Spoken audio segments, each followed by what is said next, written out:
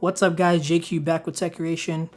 So I decided to start this little mini segment on my channel where I discuss a variety of topics in technology, and more so topics that at one point I was always curious how it worked, and now I understand how it works. So I wanted to pass those gems along to those other people out there who are also curious about this certain topic. So this video's topic, I want to talk about optical heart rate monitors. Now what optical heart rate monitors are the heart rate monitors that you find in most fitness watches and smartwatches today, your Apple Watch or your Android Wear Watch for example, and that seems to be the standards for wearable technology now. But I want to delve into heart rate monitors period. Now I don't want to turn this into a medical lesson or anything, but bear with me for a second because it's important that you know this. Currently, the most trusted and accurate form of monitoring your heart rate is through an EKG or an ECG system, which stands for electrocardiogram.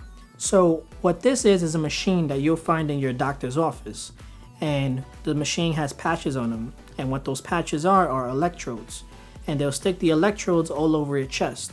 And what this does, it's an electrical technology, so it measures the electrical activity within your heart, and it gives you a digital readout of what's your BPM or your beats per minute. Now obviously we can't take this machine, strap it on us and go running outside. That'd be ridiculous. So what manufacturers have done is they found a way to incorporate the same EKG technology into the form of a chest strap. And what athletes and fitness enthusiasts would do is they'll strap it on their chest, and it'll work the same way as the EKG at your doctor's office. Typically they would be paired with an external wrist monitor to give you the digital readout. Now one thing to keep in mind is that these chest straps could be prone to interference, and the reason being is because it'll be strapped on your chest, you might have some layers of clothing, your wrist monitor is constantly moving when you're running, and at the end of the day it's a wireless technology, and as with all other wireless technologies, they're all prone to interference. So now that brings me to optical heart rate monitors. Now as I mentioned earlier, optical heart rate monitors are the LED technology that's found in most fitness and smartwatches today. When your heart pumps, it pumps blood through your body. What this LED does is you would typically wear it on your skin, whether it's on your wrist or it might be a smart hat. If you're curious to see what a smart hat is, I'll leave a link to on top. So basically it needs to maintain direct contact with your skin at all times.